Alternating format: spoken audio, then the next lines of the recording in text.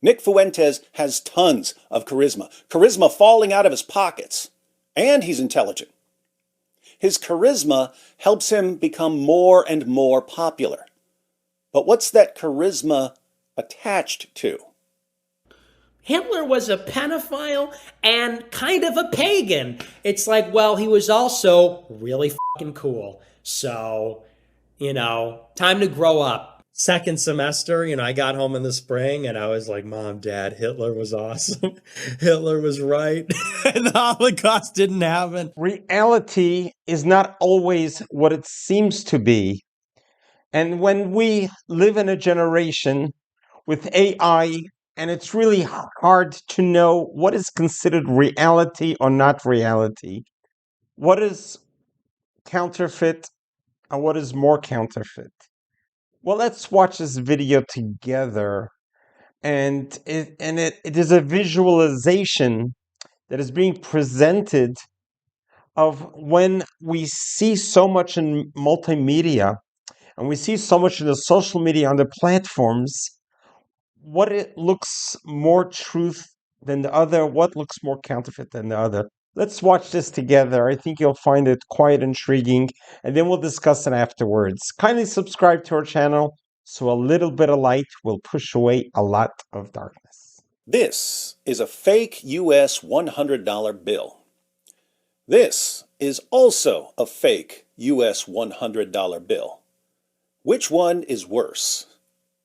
You might think that this fake bill is worse than this fake bill because this one's more obviously fake.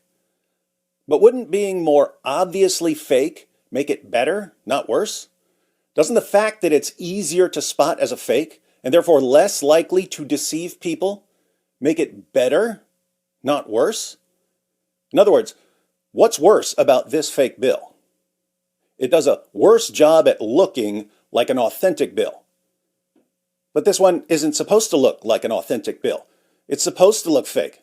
The color's all wrong. It has play money and not legal tender on the front and back. The purpose of this bill is not to trick anyone. The purpose is to teach kids how money works and what the different denominations are, or just for kids to play with. It's not made to deceive. This fake bill was made to trick people. Its purpose is to deceive you.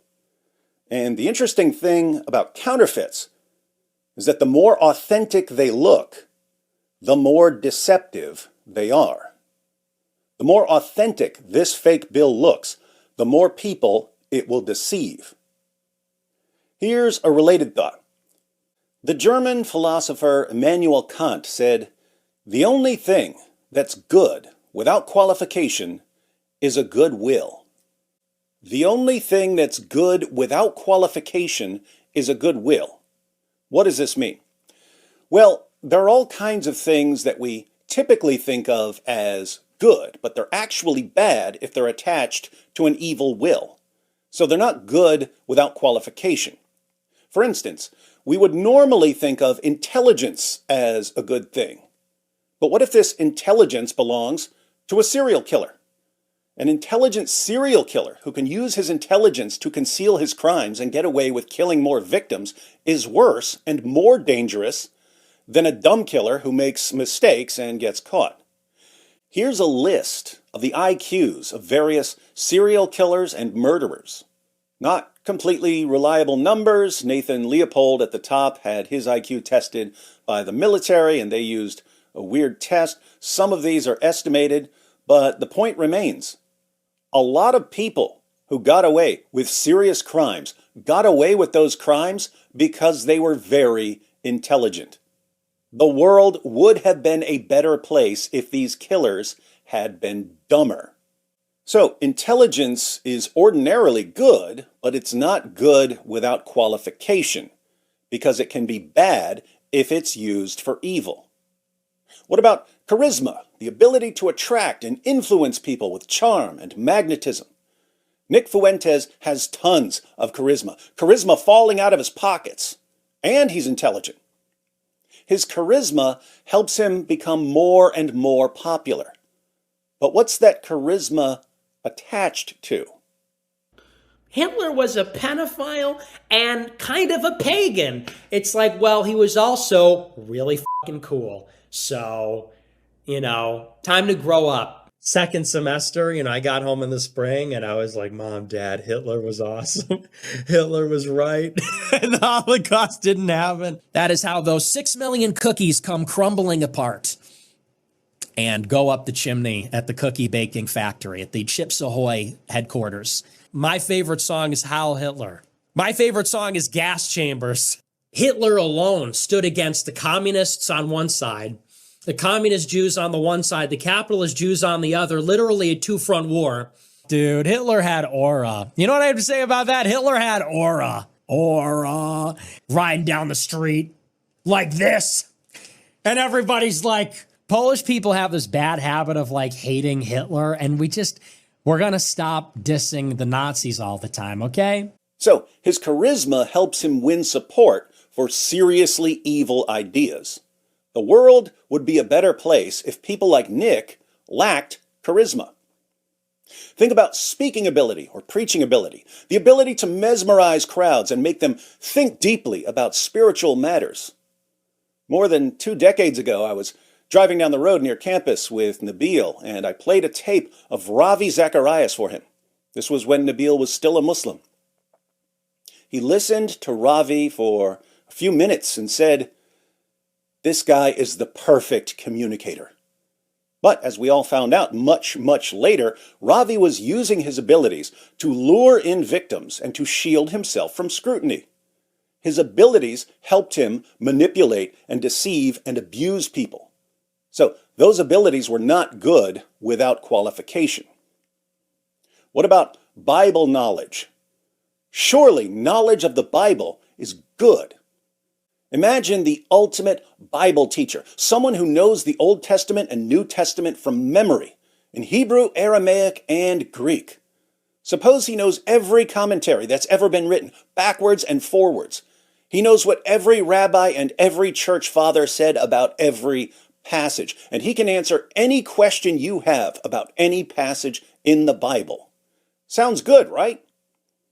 What if he uses that knowledge to start a cult with him at the center of the universe?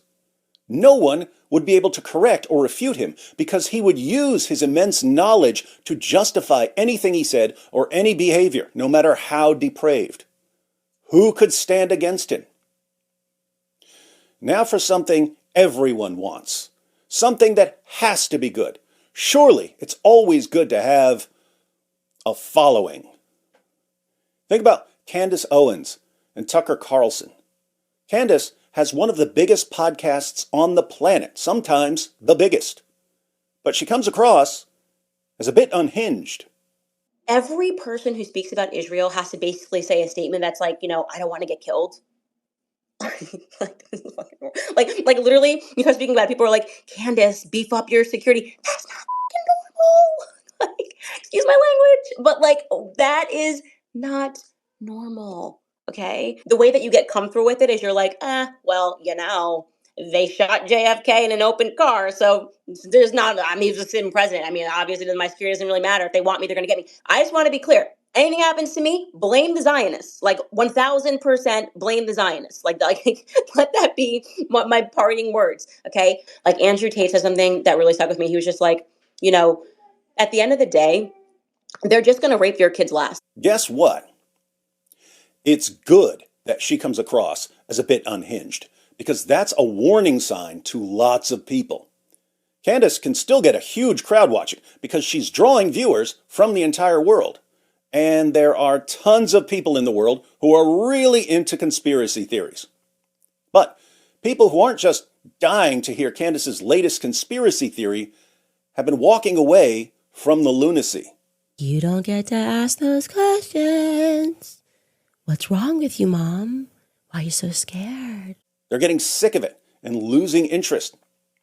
So Candace will lead a lot of people to some completely deranged ideas, but she would actually be more dangerous if she didn't come across as crazy to so many people. In other words, there are people who've stopped watching Candace. They say, I used to love Candace, I had to stop watching because she's so unhinged. But it's actually good that she's so unhinged, because if she wasn't, she'd be deceiving even more people. Her dangerous ideas would be harder to spot. This is why Tucker Carlson is actually more dangerous than Candace. Tucker still speaks at huge conservative events. Tucker spoke at Charlie Kirk's memorial. And there's always one guy with the bright idea, and I could just hear him say, I've got an idea, why don't we just kill him? That'll shut him up. That'll fix the problem. Why do we see Tucker at these events, but not Candace? Because Tucker seems less crazy.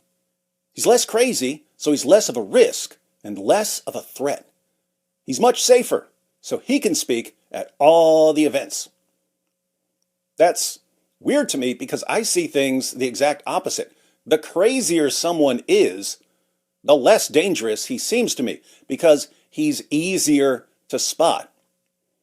I can't imagine Kanye doing too much damage because everyone knows Kanye is crazy. Tucker, by contrast, is going to lead a lot more conservatives and a lot more Christians down a horrible path because they trust him. He doesn't come at you screaming like a lunatic. He nudges. He slowly nudges day after day, week after week, until you're heading in a completely different direction and you can't even figure out how or why you changed course. There are endless examples here, but let's go with an easy one.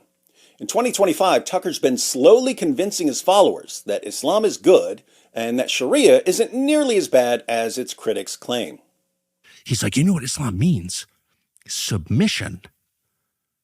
And like, let it hang in the air. Like that was self-evidently disgusting. And I was like, I kind of think submission to God is like the whole point of life, but I didn't say anything. I was like, I don't think I'm against that, actually. But you should know, Seth, that the real danger is Sharia law. Sharia law. And you can tell when you go to a place like Abu Dhabi or Riyadh, like, oh man, I hope we don't ever wind up with a society like this with a rape rate of 0, where you leave your keys in your Lamborghini and don't ever worry about it being stolen. And, you know, if people want to get wasted, they do it at home. You know what I mean? Yeah. I don't. Boy, I hope we don't wind up with that. When people complain about the treatment of women and girls in Afghanistan, where little girls are being married off to much older men and girls can't go to school past the age of 12 so they don't learn to think, and women can't even speak or show their faces outside their homes, Tucker mocks the concerns. The Taliban, we hear so much about the Taliban's oppression of women and making music illegal, and they do those things.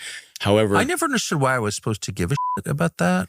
I mean, I want everyone to be free just as a matter of principle, but that didn't, whether people can, you know, girls can get PhDs in feminist studies or whatever, is of less concern to me, right? Why should we care if women can't get PhDs in feminist studies? Is that what anyone was complaining about? Look, if you want to say, hey, it's not our country, we don't control the rest of the world, so let's stay out of it, that's one thing. But to pretend that what's going on with women and girls in Afghanistan is just a bunch of whining about not being able to get doctorates in gender studies, and to get conservatives and Christians to see the situation that way, that seems completely, utterly, totally evil to me. But conservatives and Christians will slowly warm up to Islamic law because Tucker is going to slowly, gently nudge them in that direction. He's going to deceive more people because he's much more careful about it. So, bad qualities attached to an evil will can actually be good in a weird way because they can help you spot the evil. Good qualities attached to an evil will are bad. All right, have we learned anything yet? Let's find out. Pop quiz. If the devil comes up to you right now, what's he going to say? Is he going to say, A, hi, I'm the devil, and I want to bring you and everyone around you to hell? Or B, hi, I'm your greatest ally. You're very special to me. I want the best for you. So know that you can always trust me. Let's work together and change the world. Now, let me tell you who your real enemies are. What's the devil going to say? The answer, obviously, is B. He'll claim to be your greatest ally. The goal of a counterfeiter isn't simply to make a fake bill. This is a fake bill. You can make one of these on your printer. The goal of a counterfeiter is to make a bill that looks and feels as much like an authentic bill as possible. And the more the counterfeit bill looks and feels like an authentic bill, the more deceptive it is.